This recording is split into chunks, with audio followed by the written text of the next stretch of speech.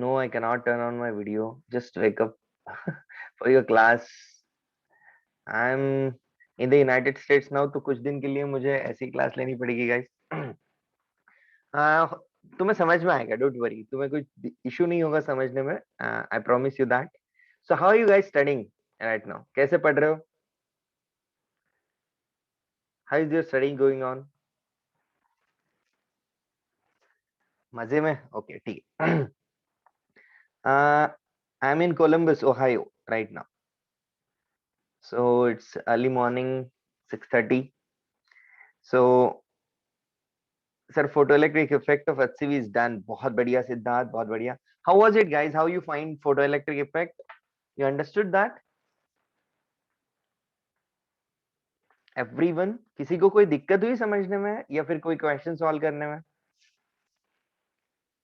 एक डाउट है HCV से. Okay, you can post me that doubt. We can have a discussion. Sir, I have completed up to 25. Last question.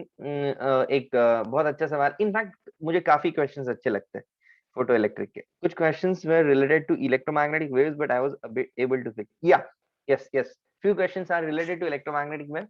मुझे लगता है electric field and magnetic field का equation होगा, right?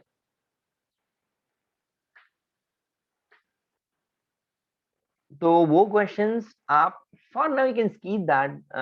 But वहां से बस आपको स्पीड वगैरह चेक करनी होगी, फ्रीक्वेंसी वगैरह चेक करनी होगी शायद.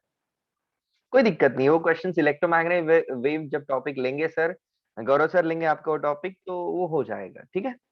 अगर मेरा मॉडर्न जल्दी होता है तो शायद if he ask me to take I will take. Okay guys, discuss करना था Davisson and Germer. Okay, Davisson and Germer हुआ नहीं था क्या अपना लास्ट लेक्चर में?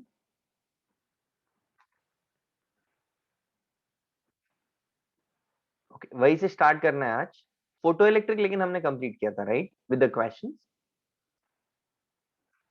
डेविसन एंड जर्मर में कोई भी कुछ भी स्टार्ट नहीं होता राइट. ब्रैक्स लॉ वगैरह कुछ हुआ था? ब्रैक्स लॉ, हाँ ब्रैक्स लॉ हो गया बस. वो नहीं हुआ है. ओके ठीक है. मैटर वेव्स में हमारा डेविसन जर्मर. ये तो बताया होगा कि डेविसन एंड जर्मर ने किया क्या था. क्या वो बताया था? नो. चलो शुरू कर रहा हूं मैं guys. I am closing the chat. I will teach you and I will read your doubts once you know the concept is finished. Okay. So guys, today we are going to start with the Davison and Germer experiment. Okay.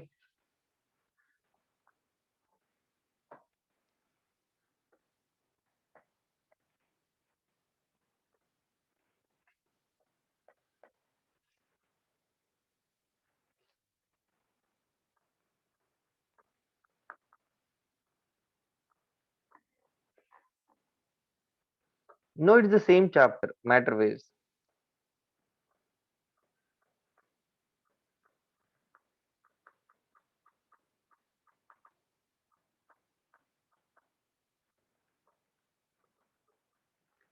So इन दोनों जनाब ने क्या किया था? इन दोनों ने ये prove किया था कि किस तरीके से इलेक्ट्रॉनिक वेव है. ओके. अब मुझे बताओ गाइज, आपने लास्ट लेक्चर में ब्रैक्स लॉ के बारे में पढ़ा. आपको वेव ऑप्टिक्स थोड़ी बहुत आती है. आपको थोड़ी बहुत याद भी होगी कि मैक्सिमा और मिनिमा कब मिलता है, राइट? आपको पता है मैक्सिमा तब होता है जब किसी दो चीजों का पाथ डिफरेंस एन लैम्बडा हो. एन लैम्बडा में एन क्या है? एक इंटीग्रल मल्टीपल, मतलब लैम्बडा हो, टू लैम्बडा हो या जीरो हो. In fact you will get a maxima. And हमने लास्ट लेक्चर में ये पढ़ा था कि देखो कोई भी एक मॉलिक्यूल जो बनता है उसमें प्लेन्स होते हैं. लाइट टकरा के पहले प्लेन से जाती है और दूसरे प्लेन से जाती है और कंबाइन करती है. अगर वो कंबाइन करे और मैक्सिमा बनाए तो पाथ डिफरेंस एन लैम्बडा होगा, है ना? ये हमने पढ़ा था. अब देखो इलेक्ट्रॉन को अगर अपन वेव मानेंगे, ओके, तो थेरोटिकल वे में ब्रैक्स लॉ से हमें एक इक्वेशन मिलेगी. और प्रैक्टिकल वे में भी हमने एक इक्वेशन डिराइव की थी लास्ट लेक्चर में. आपको याद होगा, de Broglie wavelength of electron was under root of 150 by lambda angstrom. Do you remember that equation? या फिर 12.27 upon under root of V angstrom, right? तो थेरोटिकल और प्रैक्टिकल वे में अगर हम इलेक्ट्रॉन की वेवलेंथ निकालते हैं और दोनों तरीके से अगर वो वेवलेंथ सेम निकल के आती है, इसका मतलब हमारा अजम्पशन सही है कि गलत? Tell me. करेक्ट है हमारा अजम्पशन. सो देखो ऐसा है कि इन्होंने पहले तो एक सेटअप बनाया. पहले तो सेटअप को समझते, बड़ा सिंपल सा सेटअप है. ओके, यहाँ लेट्स से एक बैटरी है.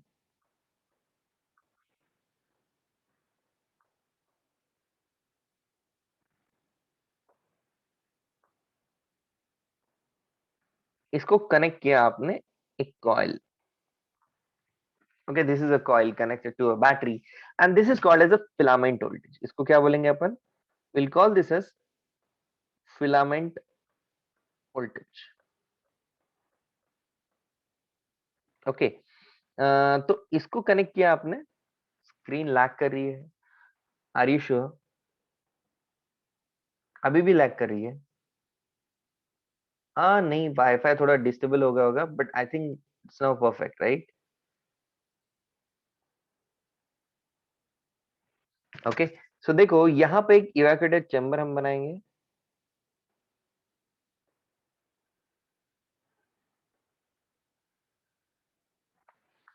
ओके, अब यहाँ से क्या निकलता है बेटा?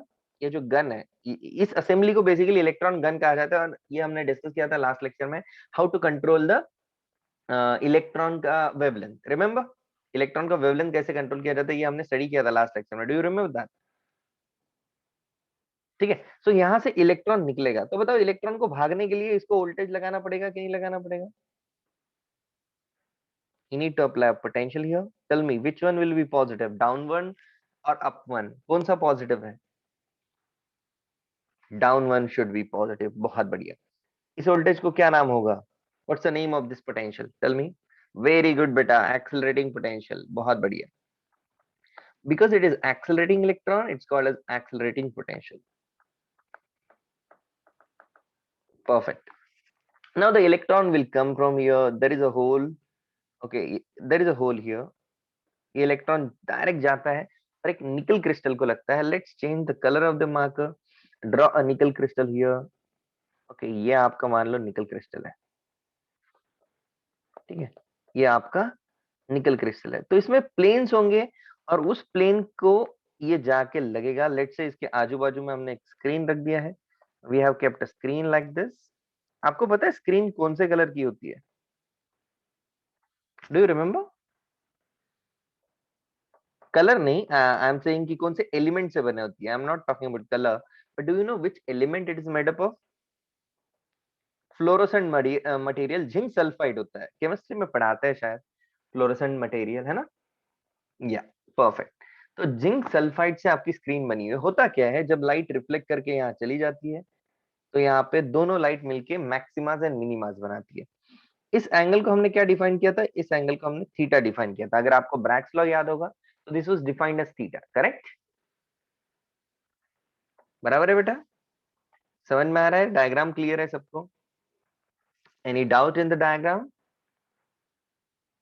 Any doubt in the diagram? So this is theta and this is called as phi. Okay, यहाँ से सेंटर से एक नॉर्मल बनाते हैं. This is a normal ray. So guys, according to Davisson and Germer, उन्होंने क्या किया? ओके, एलो नहीं यूज करना है, ठीक है Kartik, no problem, I will not use yellow. Now they try to vary the voltage. Okay, जो एक्सेलरेटिंग वोल्टेज है, इट वाज वैरीड. कहां से कहां तक वैरी किया इन्होंने वोल्टेज? इन्होंने वोल्टेज को वैरी किया 44 वोल्ट टू 68 वोल्ट. कहां से कहां तक किया vary?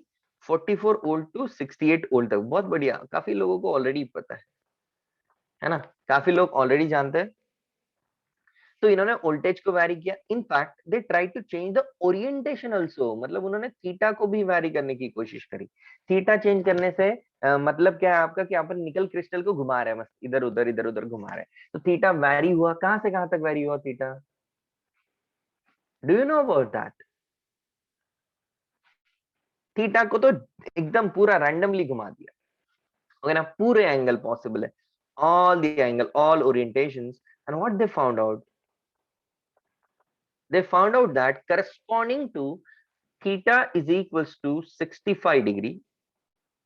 Corresponding to theta equals to 65 degree, or you can say phi is equals to almost 50 degree. Okay, theta 65, phi 50 के corresponding, and voltage equals to 54 के corresponding. इन तीनों कंडीशन के corresponding उनको क्या मिला बेटा? What they got corresponding to these three conditions? They got a maximum intensity on the screen. Maxima on screen. Is that clear? Yellow part मैंने light part बनाया, ये कुछ नहीं, ये स्क्रीन है guys, it's just a screen जहां पे आपको मैक्सिमा एंड मिनिमा दिखेंगे। Okay, is that clear to all of you? So corresponding to this condition they got a maximum intensity. Now you guys know that कि lambda electron का जो होता है experimental value, okay, I'm talking about experimental value, so that was under root of 150 by v, you remember, and lambda theoretical value was a Bragg's law. 2d sin theta एक formula हमने derive किया था last lecture में, याद है? अब इन दोनों से कुछ वैल्यूज निकाली गई, 2d sin थीटा से वैल्यू निकल के आई 1.64 एंगस्ट्रॉम, और यहां से वैल्यू ऑलमोस्ट निकल के आई थी 1.67 angstrom. both of these value are almost equal, and that's why we say that lambda theoretical is approximately equals to lambda practical. That means our assumption is correct. That means our assumption is correct. What did we assume? We assumed that electron is a wave. Electron क्या है? एक wave है, तो ये assumption हमारा correct है। Okay, सो इस तरीके से डेविसन एंड जर्मर ने इलेक्ट्रॉन की वेवलेंथ की experimental value and theoretical value, इनको क्या किया बेटा? मैच किया एंड देन कंक्लूड कर दिया कि जो आपने माना है वो बिल्कुल सही माना है, इलेक्ट्रॉन वेव नेचर एग्जिबिट करता है। और ये हमें किसने बताया था? और डीबोगले ने भी बताया था कि इलेक्ट्रॉन की डीबोगली वेवलेंथ अगर उसके साइज के साथ कंपेरेबल ना हो तो वो वेव नेचर उसमें डोमिनेट करने वाला है। बोलो क्लियर है? ये एक्सपेरिमेंट एज सच हमें नीट, सीईटी या जेई एग्जाम के लिए इतना ज्यादा इंपॉर्टेंट नहीं है, लेकिन they can ask this in your state board examination. Okay, इस पे लिखने के लिए बोल सकते हैं, so you should know the concept and that's why we discuss this.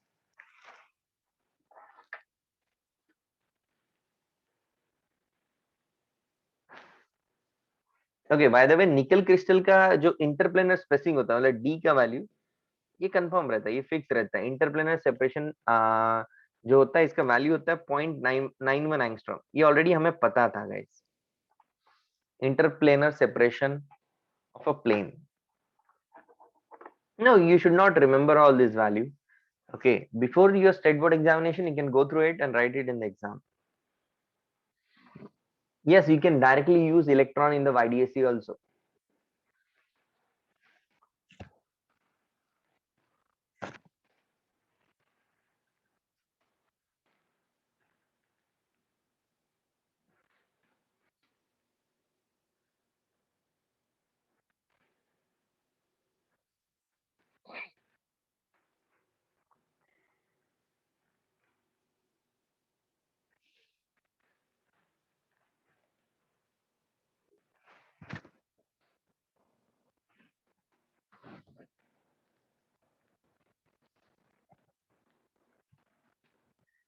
बेटा निकल क्रिस्टल में इलेक्ट्रॉन बेंट करता है, इसलिए निकल को यूज किया अजिंक्य पवार।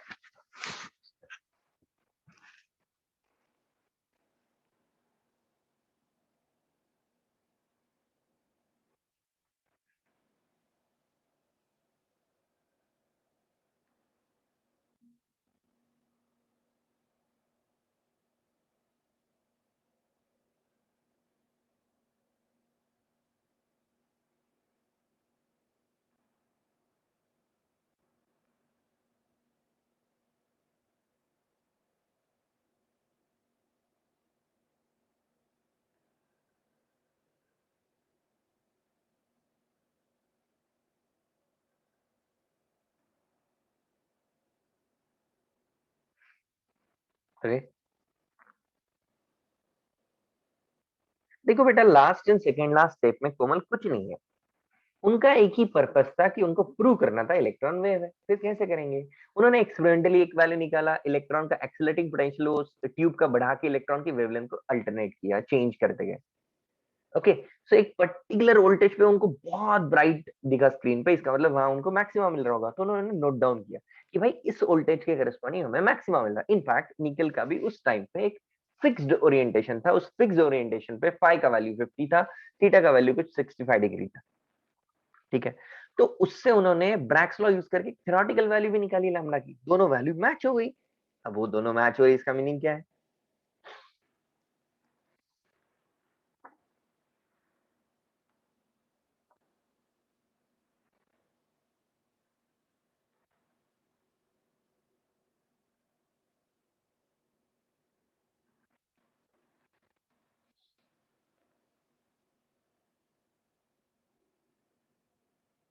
समझा क्या बेटा कोमल?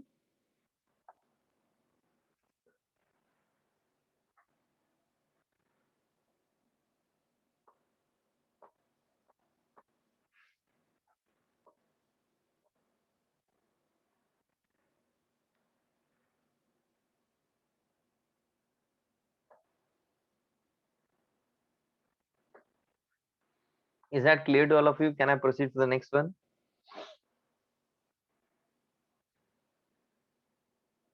Everybody, tell me. So अब हमें स्टार्ट एक छोटा सा कंसेप्ट जिसमें और डिस्कस कर लेते हैं। कभी आपने इलेक्ट्रॉन माइक्रोस्कोप के बारे में सुना है क्या? छोटा सा कंसेप्ट आ सकता है एग्जाम में कभी भी क्वेश्चन बन के।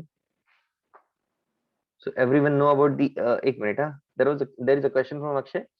How would they come to the specific values of voltage? Every instant three values will be present and fixing obviously observations है ना।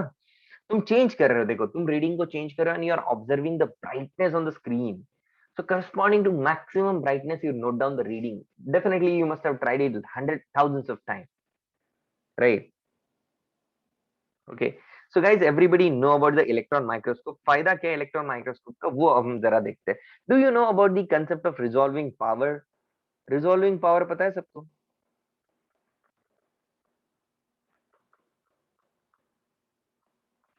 अरे जयान तुम जल्दी लिखा करो बेटा, लो फटाफट लिखो।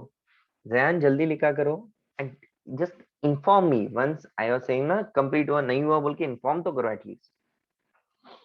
ओके बेटा, चलो हो गया, होने के बाद बताना I am waiting for you.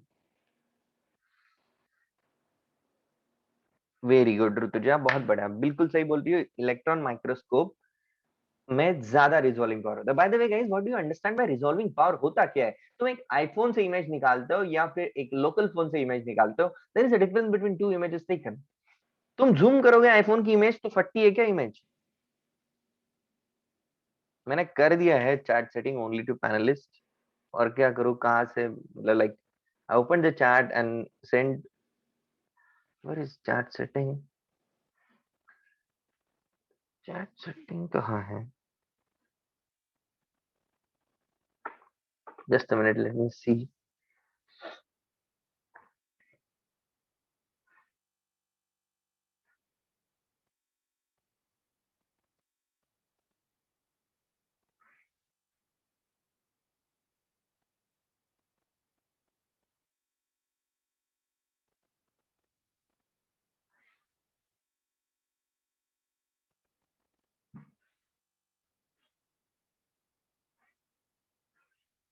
Okay अभी देखो, नाउ इट्स ओके। ओके चलो बढ़िया। ओके क्या बोला और क्या क्वेश्चन है भाई? Do we get one maximum this? Lot of maxima they got ray, corresponding to this they got first one. Okay चलो देखो अभी आगे बढ़ू। What was your name? Jayan. Jayan हो गया है राइटिंग आपका? और ये समझ में आया है बेटा जयान आपको experiment? D is a interplanar spacing, दो प्लेन के बीच का डिस्टेंस है बेटा डी, ठीक है। अब देखो रिजॉल्विंग पावर, मैंने यहाँ पे एक डॉट बनाया, can you see this dot guys? Can you see this dot on screen? Okay दूसरा डॉट, बताओ कहाँ बहुत सारे डॉट्स है? पहले डॉट में बहुत सारे डॉट है कि सेकंड डॉट? आपको स्क्रीन को जूम करना और चेक करना है कि क्या आपको यहाँ पे सेपरेट कर पा रहे हो कि बहुत सारे डॉट है फर्स्ट इसमें? Can you separate that? Though I don't think you can separate that. First dot को तुम सेपरेट नहीं कर पा रहे। देखो रिजॉल्विंग पावर का मीनिंग होता है कि अगर मैंने दो डॉट बनाया ना, यहाँ पे दो डॉट बनाया, तो मैं इनको सेपरेट करवा पाऊँ, बोल पाऊँ कि ये दो डिफरेंट डॉट्स है। रिजॉल्व कर पाना मतलब सेग्रीगेट कर पाना, उनको डिफरेंशिएट कर पाना कि दीज आर टू डॉट्स। अब मैं आईफोन से इमेज निकालता हूँ तो मैं एक्चुअली सेग्रीगेट कर पाता हूँ कि देखो ये पूरा स्पेलिंग है। पर अगर मैंने नॉर्मल जैसे कि कोई ब्रांड का नाम लिखा, लेट्स से पोलो लिखा है आपकी टी शर्ट पे, ओके यूएस पोलो लिखा है, सो अगर आपने दूर से फोटो ली और you can read this US Polo, that means your resolving power is good. But अगर आप इसको रीड ही नहीं कर पा रहे हो, ओके, तो क्या होगा? उसका रिजॉल्विंग पावर, इसका मीनिंग क्या है कि रिजॉल्विंग पावर कम है। तो रिजॉल्विंग पावर डिपेंड करता है wavelength. Okay, resolving power is inversely proportional to the wavelength. Okay, so in electron microscope your resolving power is very high. Okay, your resolving power is high because you can control the electron का wavelength, electron की wavelength को decrease किया जाता है। Electron की जो wavelength है वो किस पे डिपेंड करती है? 12.27 upon under root of V angstrom. So by controlling the value of V, we can control the electron का resolving power and that's why they are used. इसीलिए उनको use किया जाता है। Is that clear to all of you? They may ask question on this in your competitive examination, so you should know this. Understood, guys? Please note it down. Then we'll proceed for the atomic structure.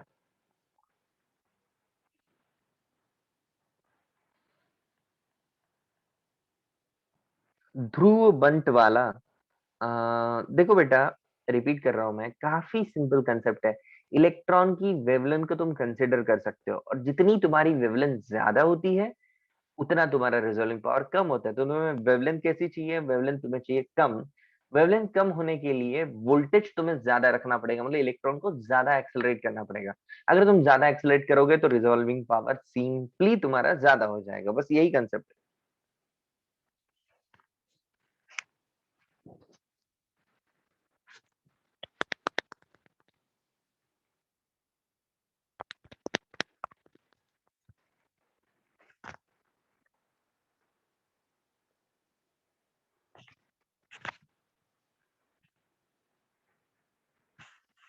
Resolving power depends on the distance too, obviously resolving power distance पे depend करेगा। उसका एक proper formula होता है जो हम पढ़ेंगे आगे चल के जेई मेंस के टॉपिक के फॉर्मेट में कभी। ठीक है, एक रिजॉल्विंग पावर का प्रॉपर एक फॉर्मूला होता है। ठीक है, यहाँ पे वी वोल्टेज है भाई, वेलोसिटी कहाँ से आ गई?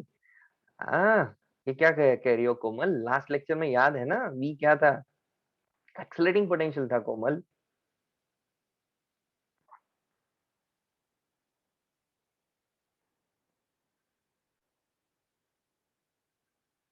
ड्रॉबैक्स क्या है इस माइक्रोस्कोप पे?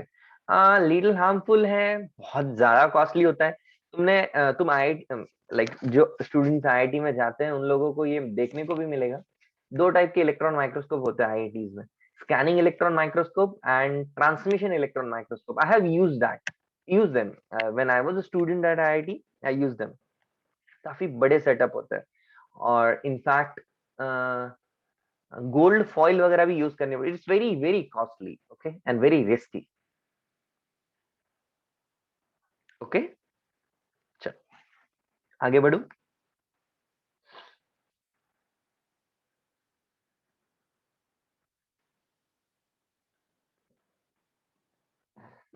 Okay, let's proceed guys. Dhyan हो गया बेटा राइटिंग? या रिस्क तो है ना, ऑब्वियसली इलेक्ट्रॉन बहुत ज्यादा हाई वोल्टेज से एक्सेलरेट कर रहे हैं, तो अगर वो आपके मटेरियल टारगेट को नहीं हीट करेंगे, आपके तरफ आएंगे या फिर कहीं से इलेक्ट्रॉन गन ब्रेक हो जाती है तो it's a risk, right? Okay, चलो गाइस, अभी हम पढ़ने वाले हैं atomic structure. Now our topic is atomic structure. Atomic structure में पहले बहुत ही बेसिक कचरा है जो आप केमिस्ट्री में ऑलरेडी पढ़ चुके हो। मुझे बताओ, आपको डाल्टन थ्योरी पता है कि नहीं पता है? Do you know about the Dalton theory? मैं लिखवाने नहीं वाला हूँ बिकॉज आपको ऑलरेडी पता है, लेकिन मैं डिस्कस कर लेता हूँ। डिस्कस करना is very important. So what did Dalton से? डाल्टन ने क्या बताया था बताओ? आपको सबको पता है डाल्टन ने नहीं, प्लम पुडिंग मॉडल नहीं था रे बाबा डाल्टन का। कौन कहता है प्लम पुडिंग मॉडल था? वो जे थॉमसन का था। डाल्टन ने तो बस बताया था कि भाई एटम से छोटा कुछ होता है क्या? कुछ नहीं होता। Atom is the smallest indivisible particle of an element. Okay, उनकी डेफिनेशन हम 7th स्टैंडर्ड में आई गेस पढ़ते हैं कि सबसे छोटी जो चीज होती है वो होती है atom. The smallest indivisible particle of an element is called as an atom. Okay, सारे डिफरेंट मटेरियल के डिफरेंट एटम होते हैं। एटम एक न्यूट्रल चीज होती है। और क्या, बस यही चीजें उन्होंने बताई। पर क्या उनका मॉडल सक्सेसफुल हुआ? नो। ये सबके पास लिखा हुआ है ना, I don't have to write this down, right? You have notes of this, and I don't think they are important for you. They're not going to ask questions from the Dalton's theory. Okay, great. Chemistry में झालं, okay, chemistry मध्ये झाले आहे, okay ठीक आहे. Okay, सो Maxwell ने electron की discovery की तो ये फ्लॉप हो गया, बहुत बढ़िया। और कोई बता सकता है? बहुत सारे मुझे ड्रॉबैक्स इसके पता चल रहे हैं, और कोई बता सकता है?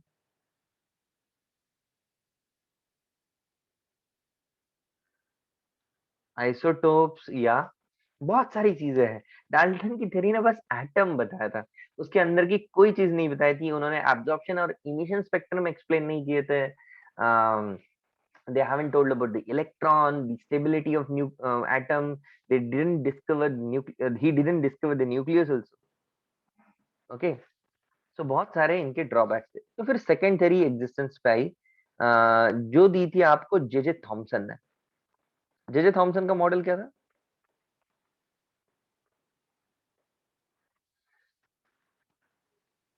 जेजे थॉमसन का प्लम पुडिंग मॉडल था। Very good.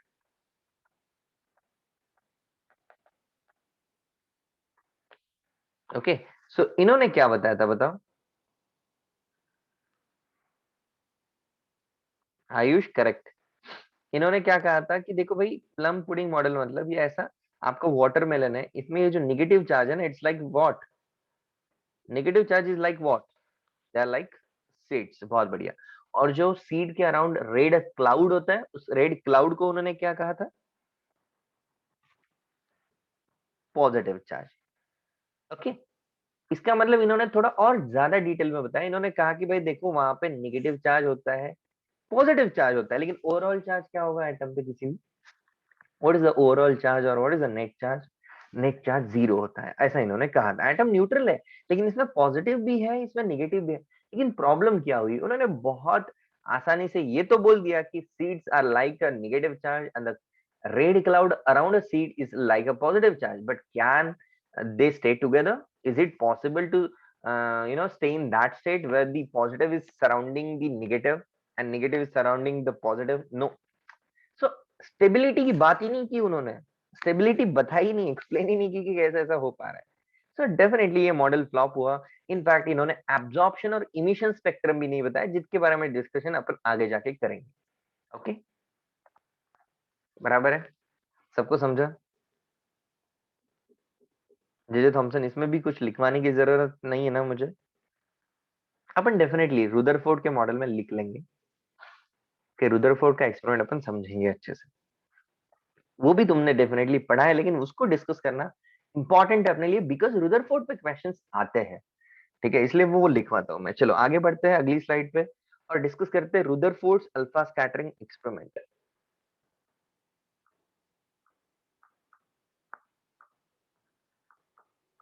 बहुत इजी टॉपिक है गाइस, इसमें डिफिकल्टी तो नहीं लग रही है ना किसी को? आज का लेक्चर भी बहुत इजी रहेगा। कहीं दिक्कत आती है तो पूछा करो बेटा। एग्जाम के क्वेश्चन सॉल्व होने चाहिए आपसे, है ना? लाइक किसी भी कॉम्पिटिटिव एग्जाम में हमें क्वेश्चन का अप्रोच पता होना चाहिए कि किस तरीके से प्रोसीड करें, कैसे सोचे क्वेश्चन देखने के बाद। ठीक है, तो हम जल्दी जल्दी हम सिलेबस कंप्लीट करेंगे और फिर बाद में कभी डाउट सेशन लेंगे तो उसमें भी अपन डिस्कशन करेंगे कि अप्रोच कैसे करना होता है क्वेश्चन को, क्वेश्चन देखने के बाद सोचना कैसे। हर हर चीज याद नहीं रख सकते, हमें कंसेप्ट को समझना है, रट्टा नहीं मारना है। रट्टा तो कितना मारोगे ना, मार मार के। केमिस्ट्री में ऑलरेडी इतनी चीजें याद करनी है आपको, तो फिजिक्स में भी सारी चीजें याद तो नहीं रख सकते, फिजिक्स में समझने की जरूरत है। और किस तरीके से क्वेश्चन को अप्रोच करना है उसके ऊपर भी अपन डिस्कशन करेंगे once we finish the syllabus. Okay, चलो गाइस, तो what is exactly Rutherford alpha scattering experiment? उन्होंने क्या किया, एक लेड कैविटी लिया। ओके, सो आपको पता है लेड कैविटी क्या होती है, राइट? क्यों ली जाती है लेड कैविटी? इसमें क्या रखते हो आप? Tell me what is this? Doesn't leak radiation. बहुत बढ़िया। और ये क्या रखा जाता है आपका? Radioactive element.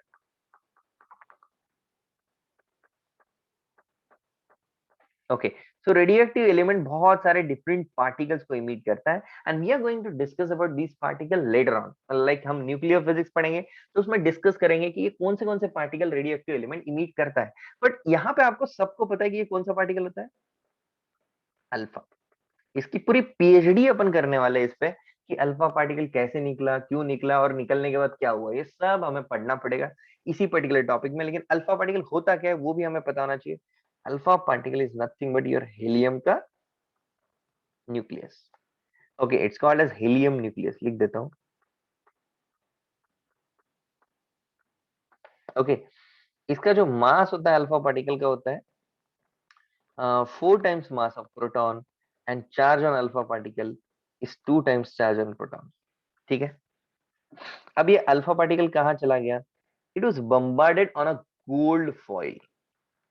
इसको गोल्ड फॉइल के ऊपर बम्बार्ड किया गया। गोल्ड ही क्यों यूज किया? ज्यादा पैसे थे क्या उनके पास? Tell me why gold was used? because it is possible to make a thin, it's malleable, correct? So it's possible to create a thin sheet out of it। okay, so ये possible था कि उससे हम thin sheet बनाए। okay, अब इसके बाजू में आपने फिर से क्या रख दिया? एक स्क्रीन रखा। a screen was placed, again it is a ZNS screen which can shine। Okay, इन्होंने एक स्क्रीन रख दिया आजू बाजू में। अब इस एक्सपेरिमेंट में हुआ क्या, इसका ऑब्जर्वेशन क्या था, जरा उसको नोट डाउन करते हैं। So observation was very simple. Out of, okay let me write it, observation, so observation was out of 10,000 alpha particle, 10,000 alpha particle के पीछे how many particles are deviated by very small angle, guys tell me। पहले तो ये बताओ कितने undeviated चले गए? 8,000 particle went undeviated, ये डिविएट ही नहीं हो पाए, सीधे के सीधे निकल गए। They went undeviated. 1400 नो 1400 नहीं, 1500 particles deviated by smaller angle, they deviated by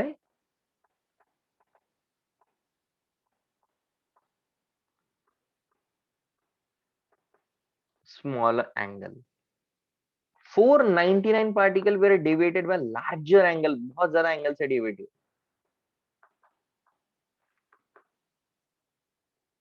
and एक पार्टिकल कितने से डिवाइड हुआ बताओ? एक पार्टिकल था 10,000 में, ओनली एक पार्टिकल जो कितने से डिवाइड हुआ?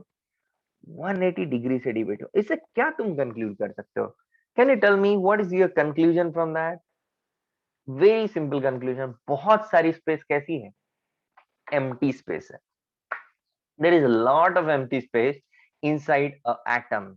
और जो पॉजिटिव चार्ज है, जहां से ये अल्फा पार्टिकल 180 डिग्री से रिफ्लेक्ट कर गया, वापस आ गया, वो जो होगा वो पॉजिटिव चार्ज होगा। इसका मतलब पॉजिटिव चार्ज बहुत ही कम जगह पे है, पूरे एटम में नहीं हो, कहीं ना कहीं एक जगह पे कॉन्सेंट्रेट करके बैठा हुआ है, जहां से अल्फा आके रिफ्लेक्ट करके वापस जा रहा है। Is that clear to all of you? सबको समझ में आ रहा है क्या? तो हम इसके कंक्लूजन नेक्स्ट स्लाइड में लिखेंगे, पहले तो ये वाला स्लाइड आप कंप्लीट करो। सो नेक्स्ट स्लाइड में we can write the conclusion.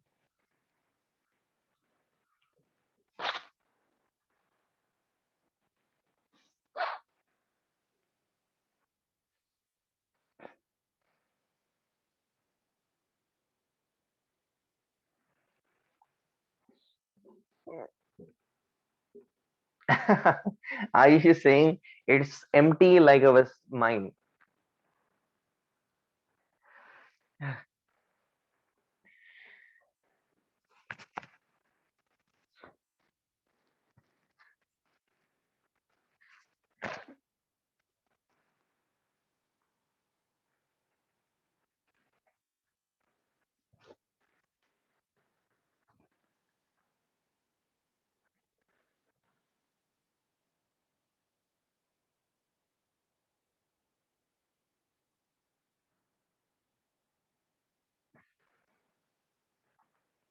Helium nucleus के नीचे क्या लिखा है? Mass of alpha and charge on alpha लिखा है बेटा। मास कितना होता है अल्फा का और चार्ज कितना होता है, ठीक है।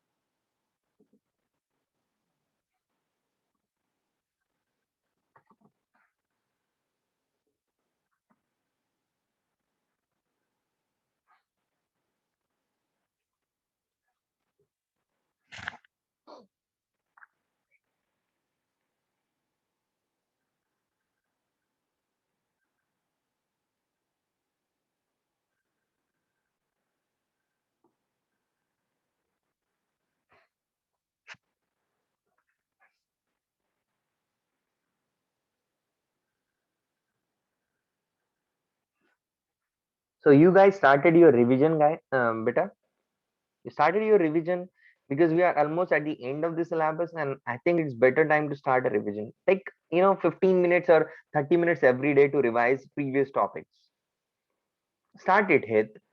It's very important for you to start. Okay, at least for the JEE Mains students I am talking about, NEET तो काफी लेट होगी, तो थोड़ा एक आध महीने बाद रिवीजन स्टार्ट किया तो चलेगा, लेकिन it's better if everybody started from now on. Okay, करना कुछ नहीं है, देखो रिवीजन का हर किसी का एक अपना तरीका होता है। मेरा तरीका क्या है रिवीजन का, मैं रैंडमली सी, आपको जो सूट करे वो ठीक है, मतलब हर टीचर का अपना एक स्टाइल होता है रिवाइज करवाने का, या फिर वो एज ए स्टूडेंट जब थे उन्होंने कैसा रिवाइज किया था। तो मैं कैसे रिवाइज करता था, मैं अब जैसे कि मेरा रेगुलर टॉपिक चले, मेरे मेरे ऊपर ऑलरेडी बहुत सारा प्रेशर है, तो मैं क्या करूंगा, मैं हर दिन एक टाइम फिक्स करूंगा 30 मिनट्स का टाइम, उसमें बस मैं रिवाइज रिवाइज अब करते कैसे है, मैं पहले 5 मिनट सोचूंगा किसी टॉपिक के बारे में कि मुझे आज, चलो कि आज जैसे कि मुझे मॉडर्न फिजिक्स पढ़नी है, तो मैं पहले बुक वगैरह सब क्लोज करके सोचूंगा कि मॉडर्न फिजिक्स में मैंने सीखा क्या था, स्टार्ट कहाँ से किया था। तो मेरे दिमाग में पहले चीज आई कि मैंने फोटोन की बात की थी, फोटोन में मैंने ये पढ़ा था कि रेस्ट मास क्या होता है, मूविंग मास क्या होता है, प्रेशर कैसे लिखते हैं, रेडिएशन प्रेशर क्या होता है, एंगल पे गिरा तो क्या होता है, ये सारी बातें मैं खुद से बात करूंगा, खुद से डिस्कस करूंगा। इससे मेरा थोड़ा स्पीडली रिवाइज हो जाएगा, और फिर मैं चेक करूंगा नोट्स को और देखूंगा कि क्या मैंने मिस कर दिया, क्या मुझे याद ही नहीं आया, और उसके बाद मैं एटलीस्ट 5 क्वेश्चन उस टॉपिक पे सॉल्व करूंगा। ओके, उससे, ओके, उससे क्या होगा ना, Siddharth, I will be there, don't worry, I will be there for a revision, same way I do. Yeah, so that will help you guys, उससे आपका रिवीजन बहुत ज्यादा फास्ट होगा। देखो गाइस, बहुत सिंपल सा फंडा है, पहली रिवीजन बहुत ज्यादा टाइम लेती है, बहुत ज्यादा, लेकिन अगर आपने पहली रिवीजन फिनिश की ना, I am telling you second revision उससे आधा टाइम लेती है डायरेक्ट। कितना? Half, direct your time will reduce to half. और आपको करनी है, अगर आपके दिमाग में अभी तक नहीं है तो लेट मी टेल यू, आपको कम से कम खुद से 4 रिवीजन करनी चाहिए, कम से कम। आई एम टेलिंग यू, अगर आप 4 रिवीजन करोगे ना, nobody will going to stop you to get into maybe the good medical college or a good engineering college, कोई रोक नहीं सकता, पर हो नहीं पाती है हर किसी से। बच्चे तो बहुत सारे कोचिंग करते हैं ना, लाइक कंपटीशन में मान लो कि 12 लाख स्टूडेंट्स है, उसमें से एटलीस्ट 10 लाख स्टूडेंट कोचिंग करते हैं, पर हर कोई क्रैक नहीं करता एग्जाम। रीजन क्या होता है, सबको पता होता है चीजें कैसे करनी होती है, लेकिन वो करते नहीं है। अब जैसे मैं आज बता रहा हूँ आप सबको कि रिवीजन कैसे करनी है, पर बहुत कम बच्चे ऐसे होंगे जो फॉलो करेंगे, and I want most of you to follow this. अभी तो बताया ना बेटा स्टार्टिंग स्ट्रेटजी, कार्तिक, अभी आप आधा घंटा दो, फिर आप धीरे धीरे उसका टाइम बढ़ाते जाओ, ठीक है। क्वेश्चन ही करने हैं, पूरा सोचना है आपको टॉपिक खुद से, फिर नोट्स को देखना है कि क्या मिस किया क्या कुछ, एंड देन क्वेश्चंस करने, क्वेश्चंस में फंसोगे, तभी तो पता चलेगा क्या समझ में नहीं आता है। आप अगर खाली नोट्स पढ़ते बैठोगे तो कभी रियलाइज नहीं होगा कि क्या नहीं आता है आपको, कभी नहीं होगा। क्वेश्चंस करो, फंसो क्वेश्चंस में, नए नए क्वेश्चंस देख। I will not I will not be back soon, so हम, ओके, चलो guys, so let's proceed.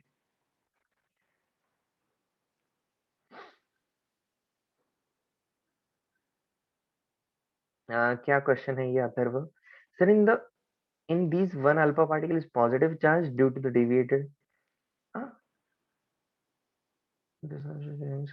yeah, they have a positive charge.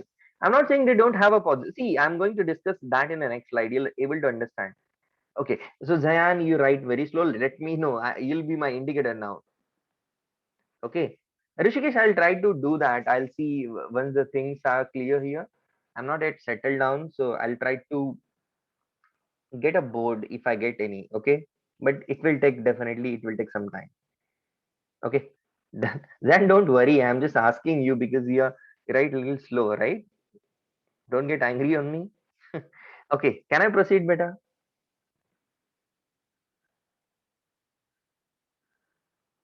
Can I proceed? Lead cavity बेटा इसको प्रोटेक्ट करते हैं, इधर उधर जो रेडिएशन जाती है उनको जाने नहीं देते हैं, एक डायरेक्टेड वे में उसको जाने देते हैं, नहीं तो बहुत हार्मफुल होती है ना ये रेडिएशन, तो आपको बचाना है ना खुद को उससे, इसलिए।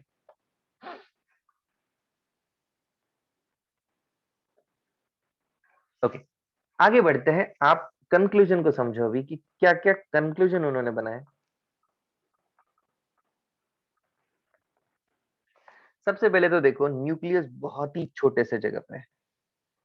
न्यूक्लियस के अबाउट बहुत सारी एम्प्टी स्पेस है और इसमें कहीं ना कहीं इलेक्ट्रॉन रिवॉल्व करते हैं, लेकिन बहुत ज्यादा स्पेस है इसमें। So this one is called as nucleus, and nucleus is positively charged.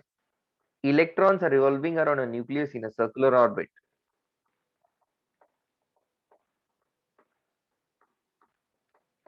तो मान ले अल्फा पार्टिकल आया, यहाँ से अनडिवाइडेड चला गया, यहाँ से अनडिवाइडेड चला गया, यहाँ थोड़ा स्मॉलर एंगल से हुआ, यहाँ बहुत ज्यादा एंगल से हो गया, ठीक है। और ये जो पार्टिकल है ये 180 से ऐसे रिटर्न कर गया। बोलो समझ में आया? अब क्लियर है सबको? अब लिख लेते हैं कि इन्होंने सबसे पहले तो ये बोला कि positive charge is concentrated at the centre.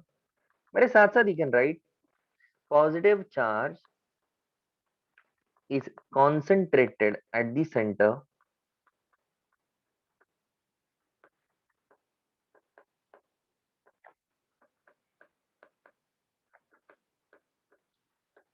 and called as nucleus। उसको बोला जाता है nucleus. Electrons are revolving around a nucleus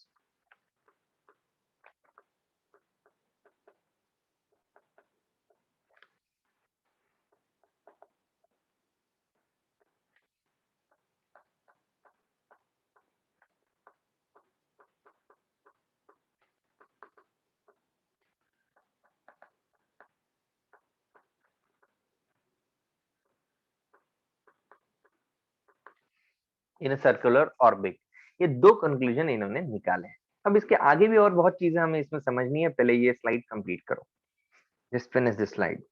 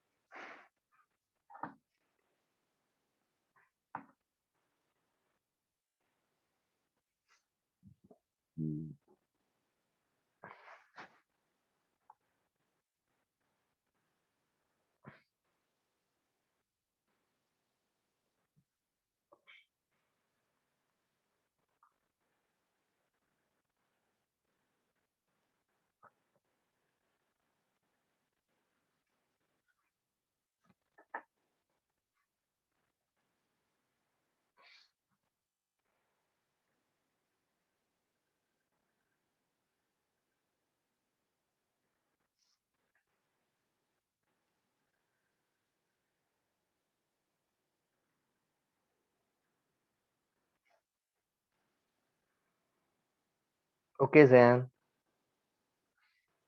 great song, great.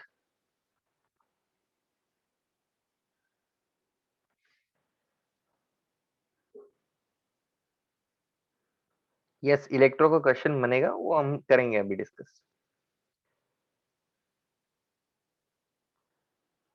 To revising one topic, it depends, Pranav. It depends how strong you are in that topic. So it completely depends on that. Okay, तो first revision में थोड़ा ज्यादा time देना बेटा। जब तक revise करना वो टॉपिक, जब तक तुम कंफर्टेबल फील नहीं करते उसमें।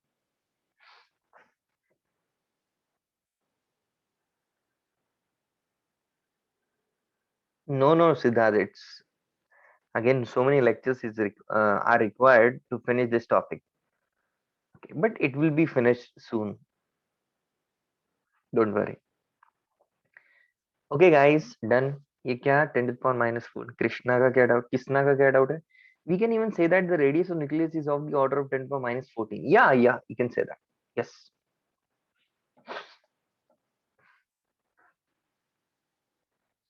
सो हम सबसे बड़े टॉपिक रोटेशन और इलेक्ट्रो है, उससे बड़ा कुछ नहीं है। मॉडर्न उससे बहुत छोटा है। मैं केमिकल इंजीनियर हूँ अथर्व। ओके, ये सब क्वेश्चन मत पूछो, अभी अपन पढ़ाई की बात करते हैं, ठीक है। हमारे पास ऑलरेडी 1.5 आवर होता है, ज्यादा टाइम होता नहीं। ठीक है, जल्दी जल्दी बोलो, सबने लिख लिया क्या?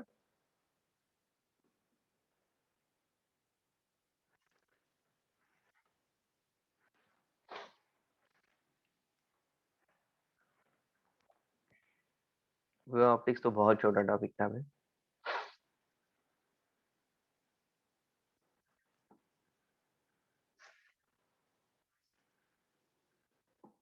जल्दी लिखो डेरेन। No no no, don't do that Kartik, don't do that. Video lecture देख के रिवीजन करने की कोशिश मत करो, बहुत टाइम वेस्ट होगा, बहुत ज्यादा। आपको पता भी नहीं चलेगा आपको आता नहीं है क्या कुछ।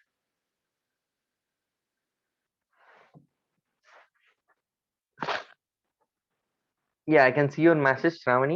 What's your doubt? Tell me. You sent a doubt earlier? No, I can't see. Yeah. Do you suggest revising one chapter in one day? No, that is not possible. That is not going to happen in the first revision. It's very difficult. If you can do that, then it's okay. But I don't think it's possible.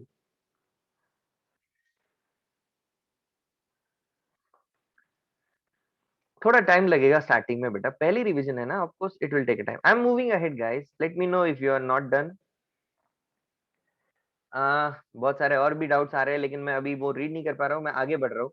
मैं अगला थोड़ा इसी का अगला concept discuss करता हूँ। देखो इन्होंने और एक चीज की, guys do you know how what is charge on the nucleus? If z is the atomic number, can you tell me the charge on the nucleus? If z is your atomic number, what is charge? Z into e, number of protons multiplied by charge on one proton. This is the charge on the nucleus. So this is your nucleus, and the electrons are revolving around a nucleus in a circular orbit. Let's say this is alpha particle coming from here. एक alpha particle है, यहाँ से आया। मान लेते हैं ये alpha particle theta angle पे डिविएट हो गया। Okay, it was deviated bye angle theta. So what he found out that number of particles deviated at angle theta.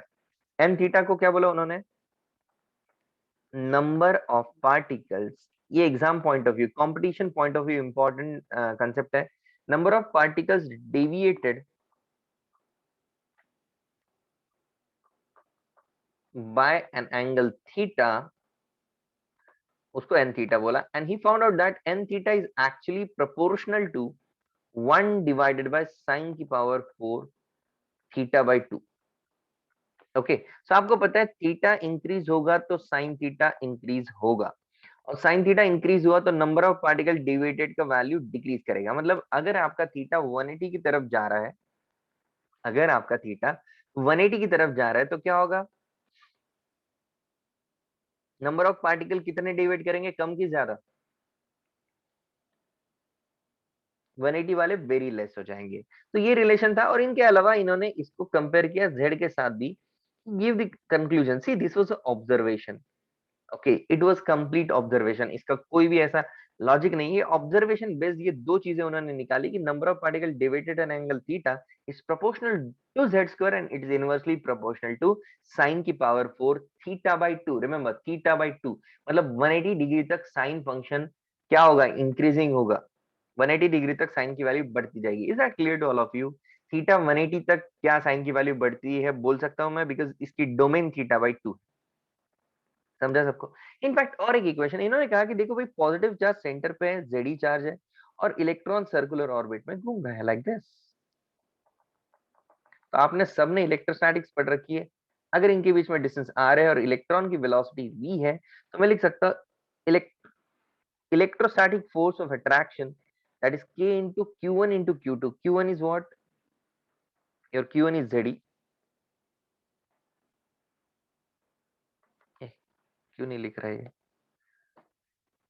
Just minute, अरे राइटिंग क्यों बंद किया इसने? हाँ, q1 is ze multiplied by e charge on electron divided by r square, which is equals to mv square by r।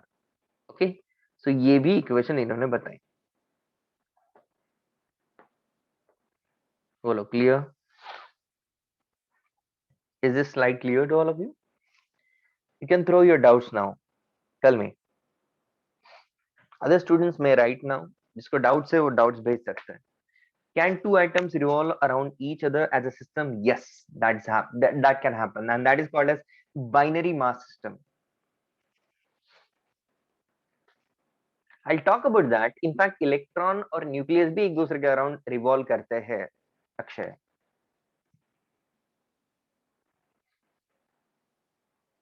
हाँ, planets का भी वही होता है इसमें, हम बिल्कुल सही बोल रहे हो। बाइनरी स्टार सिस्टम होती है।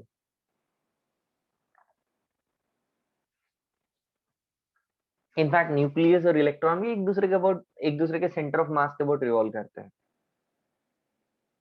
जी मेंस में नहीं आएगा, जी एडवांस के लिए डेफिनेटली आएगा।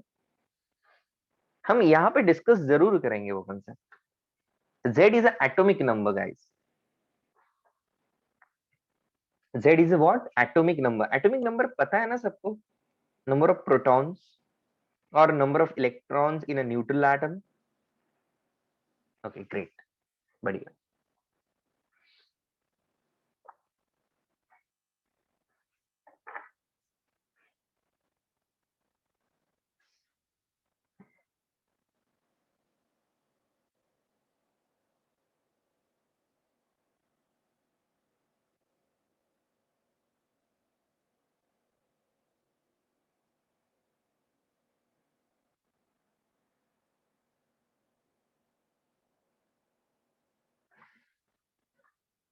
Revision you're talking about is to be done before the classes main revision. No, no, no. Every day you need to do it by yourself. Alag.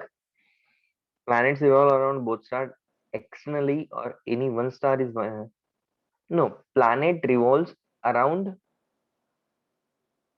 What is your doubt? Planet revolve around both stars. बेटा दो planet उनके centre of mass के about revolve करते हैं। Rutuja concept ये होना चाहिए दिमाग में। और नहीं अगर वो समझ में आया तो मैं बात करता हूँ, ठीक है। बोथ स्टार्स, मैं तेरा क्वेश्चन नहीं समझ में। Binary,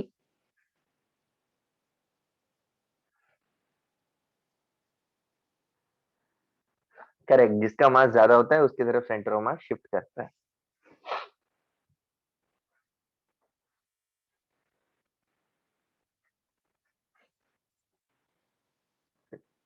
no Akshay, they are revolving around each other due to the mutual force of attraction.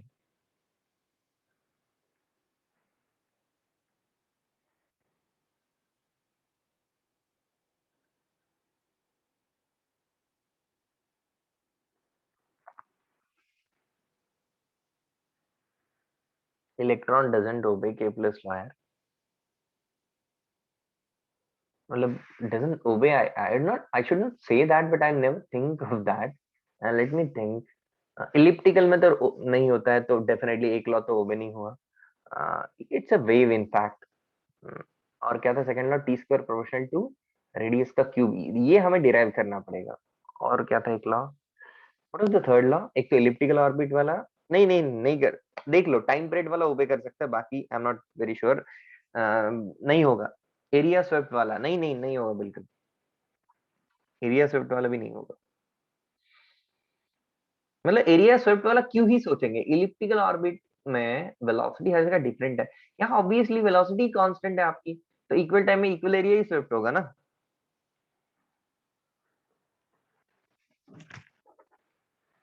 ठीक, हो गया क्या राइटिंग? बताओ फटाफट।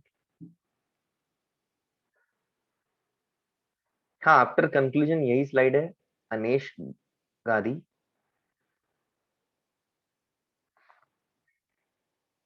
ऋतुजा डोंट गेट कंफ्यूज उसमें। ठीक है, अभी यहाँ फोकस करो बेटा, मैं समझ गया तुम्हारी बात। उसमें कंफ्यूज मत होना, कुछ चीजें अपन डिस्कस करते हैं उसमें थोड़ी देर के बाद। Okay. Okay guys, hope everyone have written this. I am moving ahead now. So अब एक बात डिस्कस करनी बाकी है, जो है डिस्टेंस ऑफ क्लोजेस्ट अप्रोच।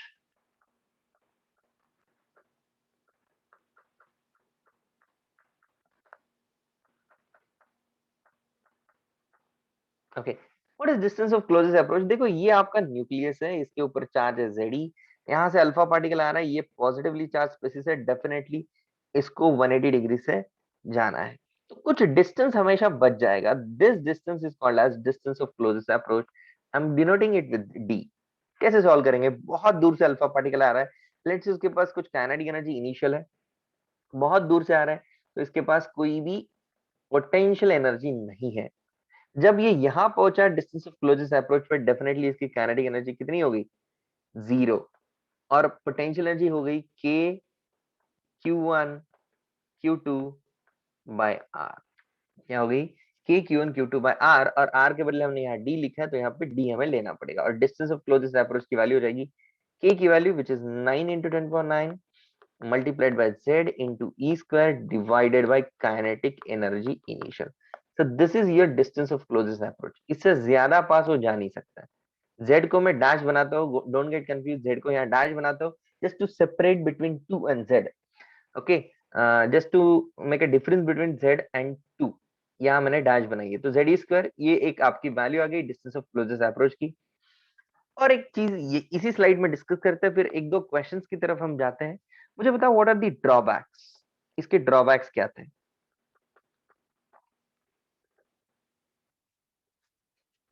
पहला ड्रॉबैक था it couldn't able to explain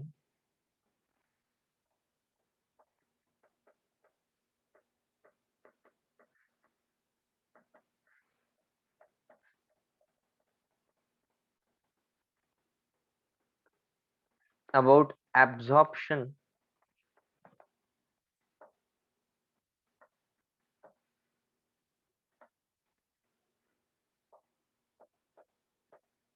and emission spectrum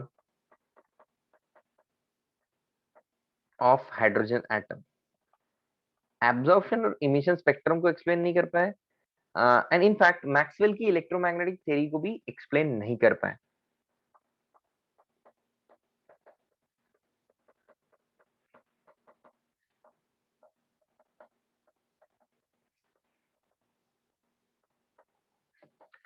Do you know about Maxwell's electromagnetic wave theory? We'll discuss this in the next slide. Just a minute. So Maxwell ने कहा था कि देखो भाई, accelerated charge particle करता है emit electromagnetic wave। He said accelerated charge, लिखने के लिए टाइम दूंगा, don't worry. Charges emits electromagnetic wave.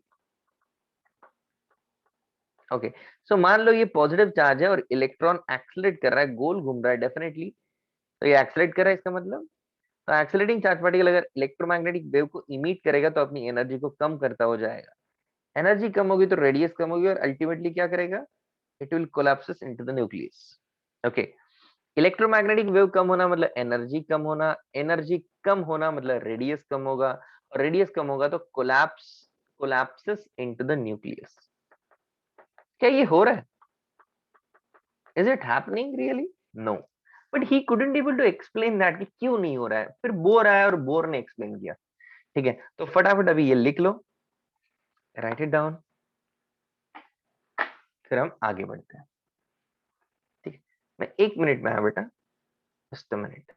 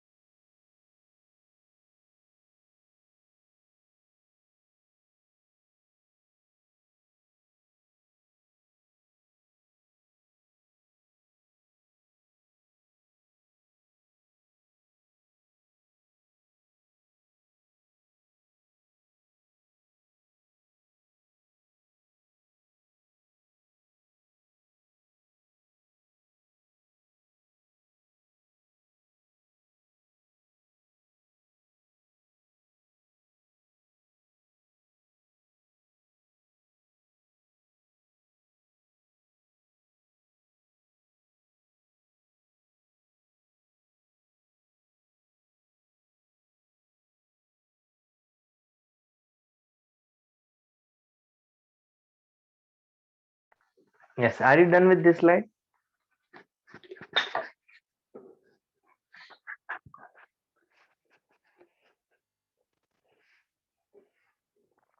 Okay, Ashwat, I'm waiting for 1 minute.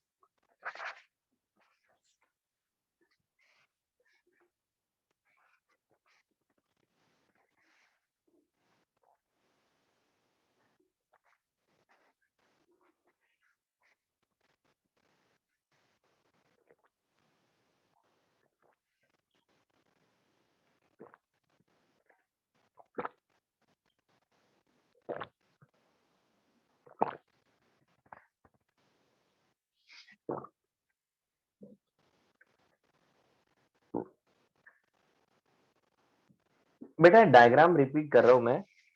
देखो इसमें हुआ क्या, अल्फा आया और पॉजिटिव पॉजिटिव में रिपल्शन होने की वजह से टकराया ही नहीं, पहले ही रुक गया।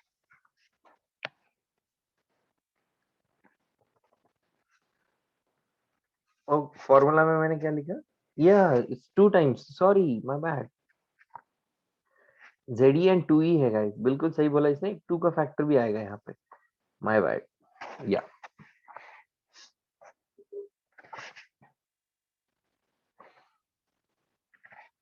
चलो हो गया सबका। अगला स्लाइड में प्रोजेक्ट कर रहा हूँ, you can right it down also. और उसके बाद मैं एक क्वेश्चन देता हूँ आपको, देखता हूँ कि कितने लोग ये क्वेश्चन सॉल्व करते हैं। The question will be based on the concept of electrostatics as well as modern physics. Electro पढ़ा आपने ना?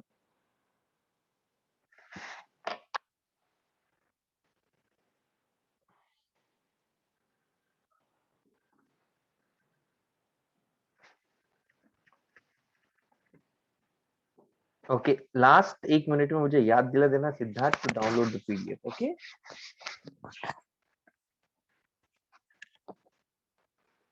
Yup, Tuhin, yes. Can I proceed guys? This slide was very less in a content, so I think I can start the next one round. Okay, okay Dhruv जल्दी लिखो, I am waiting. एक अच्छा सा सवाल देता हूँ आपको, देखता हूँ कितने लोग सही से सॉल्व करते हैं।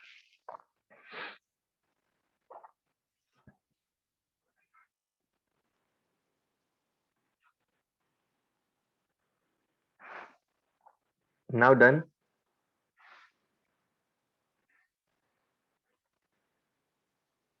Going ahead guys. देखो आपके लिए क्वेश्चन है। एक minute.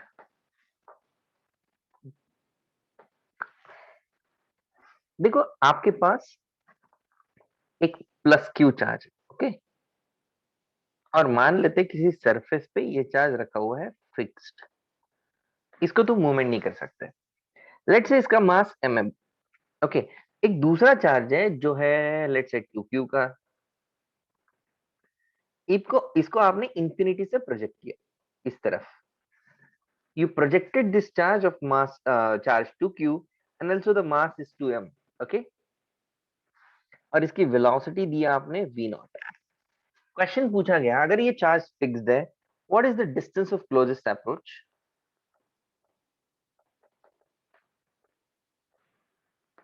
What is distance of closest approach?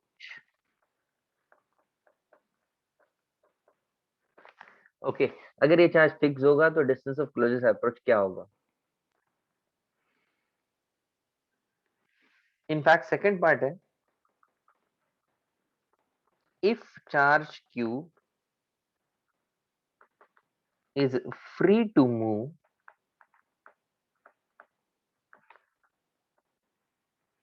what is a distance of closest approach? दो क्वेश्चन है।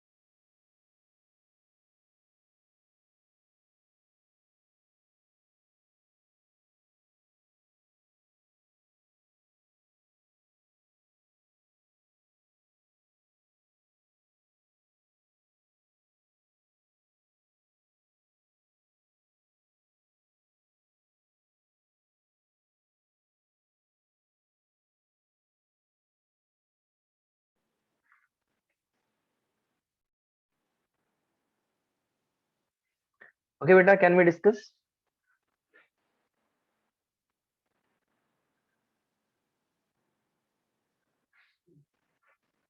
Okay, let's discuss. Very very good question. सबसे पहले तो पहले पार्ट में फिक्स्ड है। फिक्स्ड मतलब इसकी मूवमेंट तो नहीं हो सकती है।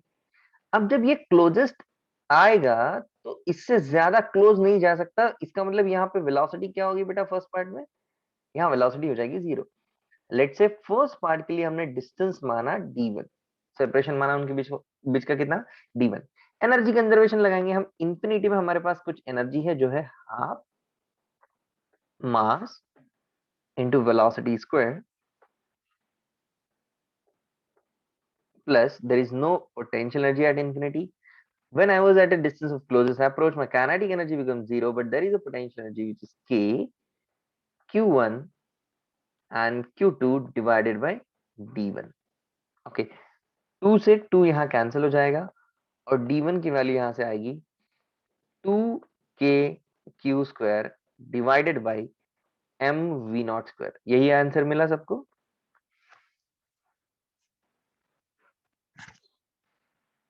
वेरी गुड, काफी बच्चों ने सही किया। इसका मतलब सेकंड पार्ट की बात करें, वेरी गुड बेटा अक्षय, बिल्कुल सही बोल रहे हो। सेकंड पार्ट के लिए मोमेंटम कंजर्व करना पड़ेगा। सेकंड पार्ट में ये भी भाग सकता है, तो जैसे जैसे ये नजदीक आने लग गया वैसे वैसे ये जो चार्ज था क्यू ये भी भागने लग गया, इसको भी वेलोसिटी मिलेगी। बताओ डिस्टेंस ऑफ क्लोजेस्ट अप्रोच पे दोनों की वेलोसिटी कैसी होगी? सेम, डिफरेंट, कैसे? कम, ज्यादा? बहुत क्लोज आ गए, इसका मतलब दोनों की वेलोसिटी लेट से v होगी। इसके बाद इस वाले की वेलोसिटी घटेगी और इसकी बढ़ेगी, तो डिस्टेंस बढ़ते जाएगा। डिस्टेंस पहले घटते जा रहा है बिकॉज इसकी वेलोसिटी घट रही है और इसकी बढ़ रही है, बराबर है, तो डिस्टेंस घटा। फिर ये सबसे कम था, लेट से इसका नाम दो dt।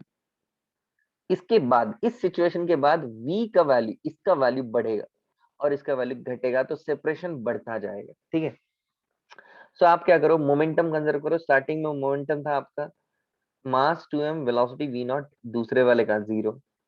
बाद में क्या था, 2m वाले का v वेलोसिटी, m वाले का भी v velocity. So it becomes 2m v0 is equals to 3mv। m ने m को मार दिया, तो आपके v की वैल्यू आपके पास आ गई v0 divided by 2 multiplied by 3, 3v0/2। अब आप करोगे एनर्जी कंजर्वेशन।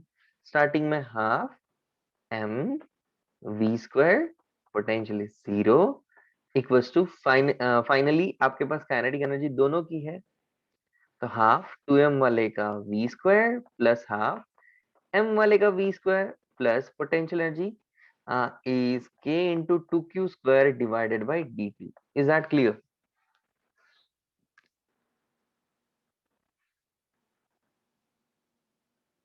सॉरी, ये 2/3 था, यहाँ मैंने गलती किया है।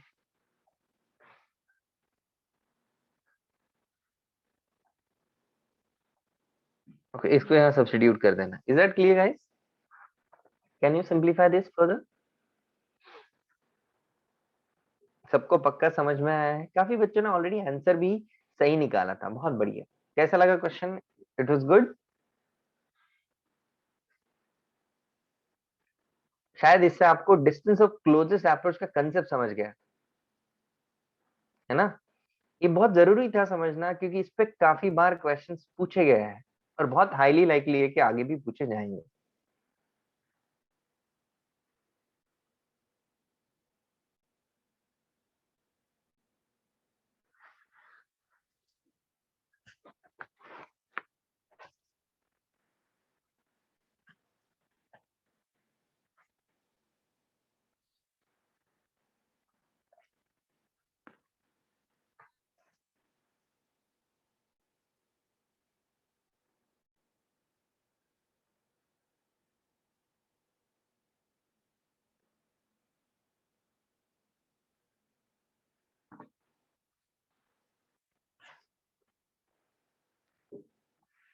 Yes guys, can I proceed now?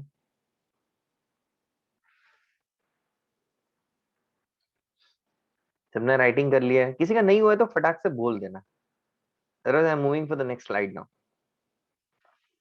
अब हेडिंग डालोगे सब लोग? वेट, ओके ठीक है बेटा, वेट कर रहा हूँ। बोर मॉडल, हेडिंग क्या डालना है? बोर मॉडल इंपॉर्टेंट है काफी ज्यादा हमारे लिए।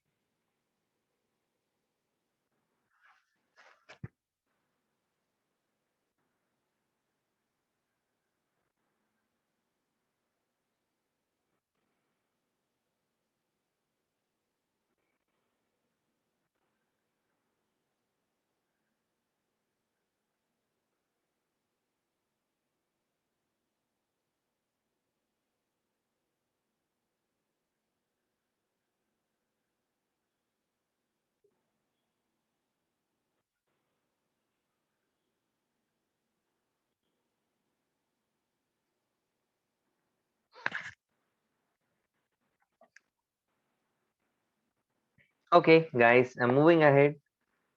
सो अब हमें समझना है Bohr model. Okay, so Bohr ने क्या किया? बोर ने कुछ नहीं, जो रुदरफोर्ड ने बोला वही बोर ने बोला। कोई नई चीज नहीं की, बस उन्होंने एक्सप्लेन किया कि क्यों ऐसा नहीं हो रहा है जैसा ये सोच रहे थे मैक्सवेल। उनकी बात सच क्यों नहीं, उनकी बात गलत है ऐसा नहीं बोला। उन्होंने कहा कि देखो ऐसा है कि एक्सेलरेटेड चार्ज पार्टिकल हमेशा इलेक्ट्रोमैग्नेटिक वेव को इमिट करेगा, लेकिन ये केस इलेक्ट्रॉन के साथ नहीं हो रहा है। उन्होंने कहा कि electrons are revolving around a nucleus in a stable orbit. Stable orbit, orbit का मीनिंग क्या है कि इनकी एनर्जी फिक्स्ड है। मतलब अगर इनको अपनी एनर्जी को रिलीज करना है या फिर ये एनर्जी को गेन करते हैं, तो एक ऑर्बिट से दूसरे ऑर्बिट में जंप करेंगे। ये अपनी एनर्जी लूज करके कोलैप्स नहीं कर जाएंगे। मतलब मैं डायग्राम के थ्रू समझाता हूँ। जैसे कि मान लो कि ये न्यूक्लियस, तो इन्होंने कहा कि electrons are revolving around a nucleus in a stable energy orbit. मतलब इस ऑर्बिट का अपना एक खुद का एनर्जी है। इसके बाजू में अगर आपने ऑर्बिट बनाया तो इसका अपना एक खुद का एनर्जी है। अगर बाहर वाले ऑर्बिट के इलेक्ट्रॉन को नीचे जाना है तो उसको क्या करना पड़ेगा? उसको क्या करना पड़ेगा? अपनी एनर्जी को लूज करना पड़ेगा। समझ में आ रही है बात? It it has to, this electron has to lose the energy in a such a way that कि इसकी इतना गैप की एनर्जी खत्म हो जाए, बाहर निकल जाए, तो ये यहाँ जंप कर जाएगा। अगर नीचे वाले को ऊपर जाना है तो उसको एनर्जी गेन करके यहाँ जाना पड़ेगा। Okay, so what did he said? He said that electrons are revolving around a nucleus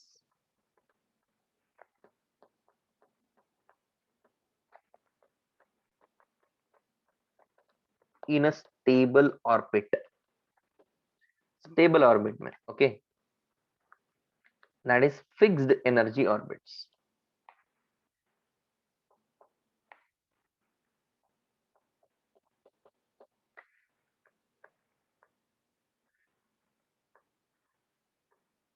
यार क्यों नहीं चल रहा है? Fixed energy orbits.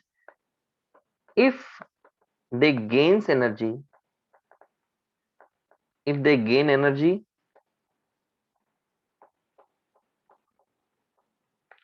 they will jump to the higher orbit.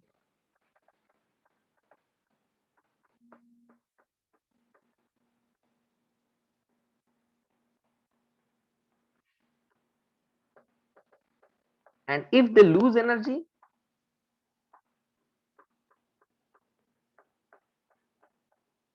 they will fall down to lower energy orbit. ये लिख लो guys मेरे साथ साथ।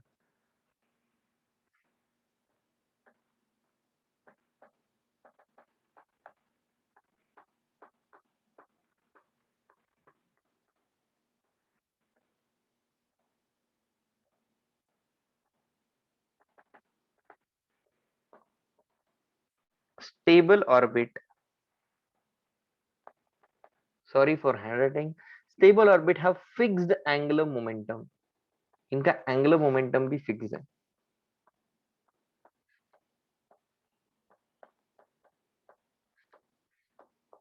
and energy भी fixed है। We'll talk about that later, but आपको ये मेन पॉइंट समझ में आना चाहिए था कि एग्जैक्टली इन्होंने बताया क्या था, क्या डिफरेंस था इनकी थ्योरी में, रुदरफोर्ड में। तो सबको डिफरेंस समझ में आया। उन्होंने कहा कि इलेक्ट्रॉन एनर्जी लूज नहीं कर रहा है। अगर वो लूज करेगा तो नीचे वाले ऑर्बिट में गिरेगा, या फिर एनर्जी गेन करेगा तो ऊपर वाले ऑर्बिट में चला जाएगा, लेकिन वो फिक्स्ड एनर्जी के ऑर्बिट में घूमते रहता है। समझा क्या? Is that clear to all of you?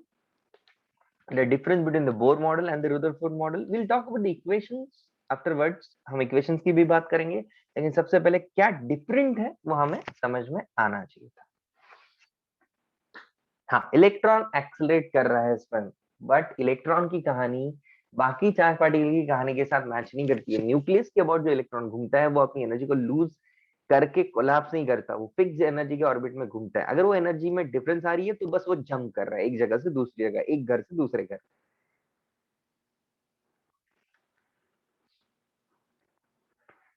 This was the theory Rutuja, there was no proof for that. Theory था ना इनका, ये बोर थ्योरी, बोर मॉडल।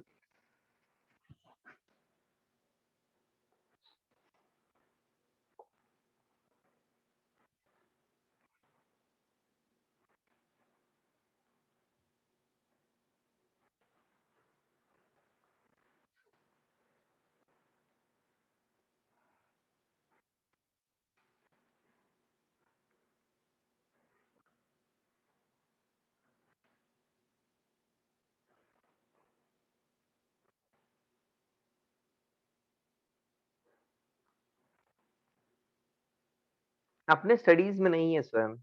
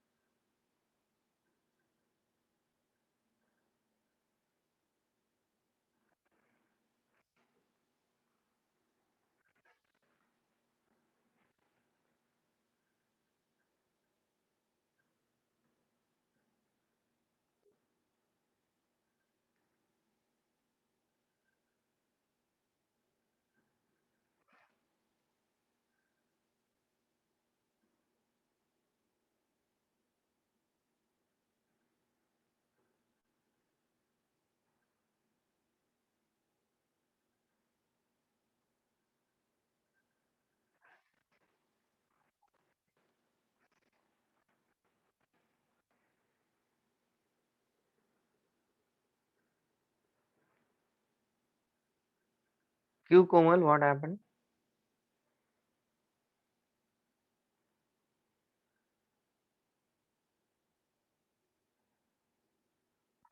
जम करके अक्षय इलेक्ट्रॉन वापस अपनी जगह पे आ जाता है।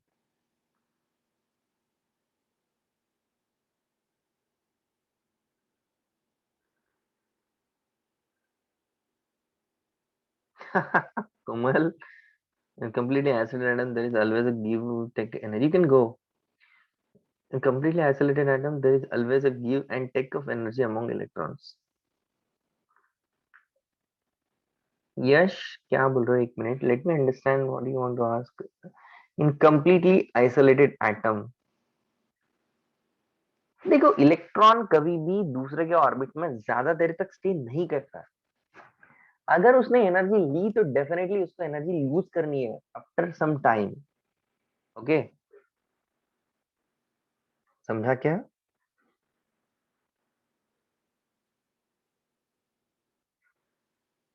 If if then electron must fall to the no Akshay. चलो आगे बढ़ रहा हूं मैं। हाँ, ये स्वयं एब्जॉर्प्शन और इमिशन स्पेक्ट्रम उसी पे बेस्ड है, स्वयं बिल्कुल सही कह रहा था। देखो अब आगे बढ़ते हैं, और एंगुलर मोमेंटम की क्या इक्वेशन दी थी उन्होंने? एंगुलर मोमेंटम कहा था कि NH अपॉन 2 पाई होता है। केमिस्ट्री में पढ़ा है ना ये चीज? एन की वैल्यू क्या होती है? एन की वैल्यू 1, 2, 3, 4। क्या बोला जाता है इसको? कौन सा क्वांटम नंबर है ये?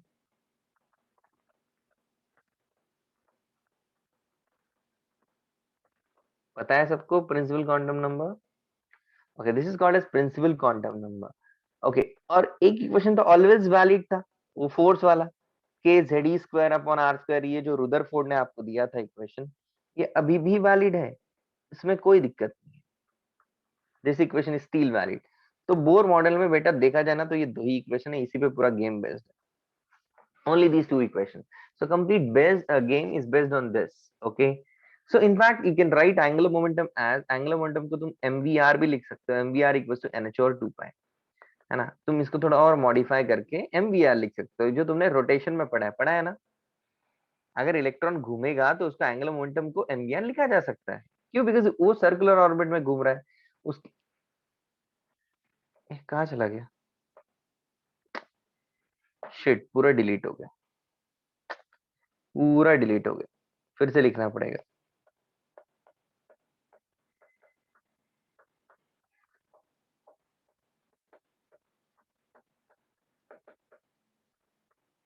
हम्म, नहीं, नॉट पूरा पीपीटीज, ये वाला slide, this slide was deleted, गलती से डिलीट बटन पे प्रेस हो गया, ठीक है। चलो एनीवेज, ये दो इक्वेशन है, इसमें एन की वैल्यू क्या होती है? एन होता है प्रिंसिपल क्वांटम नंबर, लिख लो,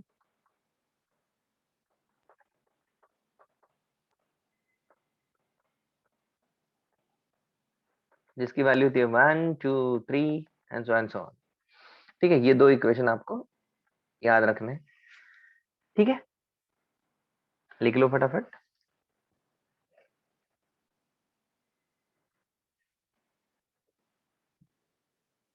ओके, किसी को डाउट है? Let me address those doubt.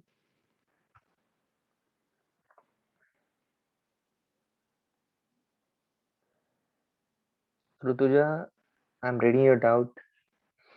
there might be some experimental basis, right? Obviously, मुझे बताओ डेविसन और जर्मन ने क्या किया। मैं बताता हूँ आपको, एक्सप्लेन करता हूँ। ऋतुंजा कह रही है कि इसका क्या प्रूफ है। मतलब देखो आगे चल के ये प्रूफ हुआ कि देखो अगर ये सर्कुलर ऑर्बिट है ऋतुंजा, इलेक्ट्रॉन यहाँ स्टैंडिंग वेव बनाता है। हमने स्टैंडिंग वेव का डिस्कशन वेव्स में किया था, राइट? स्टैंडिंग वेव में एनर्जी का लॉस नहीं होता है, राइट? सो हमने ये पढ़ा कि अगर इलेक्ट्रॉन वेव है तो वो ये इक्वेशन को फॉलो करेगा according to the de Broglie. अगर मैं इस mv को दूसरे तरफ भेज देता हूं तो क्या हो जाएगा, देखो mv is equals to mv into lambda is equals to h बन जाएगा, बराबर है mv into lambda is equals to h बन जाएगा। अब मुझे एक बात बताओ कि अगर ये कंस्ट्रक्टिव इंटरफेरेंस करे तो तुम्हें पता है ना कंस्ट्रक्टिव इंटरफेरेंस के लिए पाथ डिफरेंस वाला concept. Tell me Rutuja, I am explaining you कैसे आगे चल के प्रूव हुआ। कंस्ट्रक्टिव इंटरफेरेंस के लिए पाथ डिफरेंस n लैम्बडा के बराबर होना चाहिए, राइट?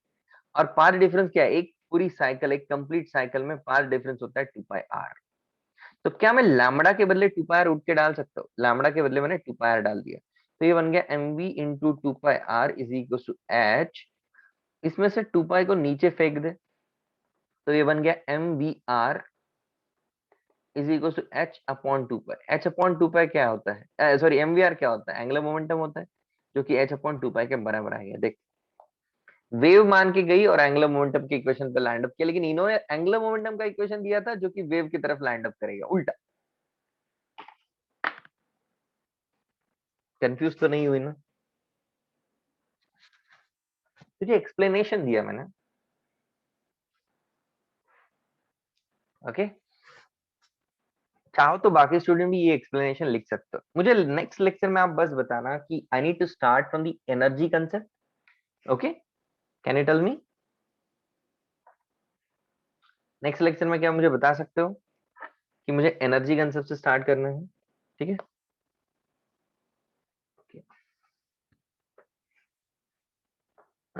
सेव टू फोटोज, ये फोटोज में ही सेव होगा क्या?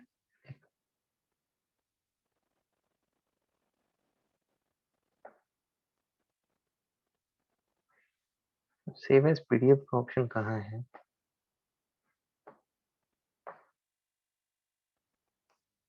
Where is the option to save as PDF?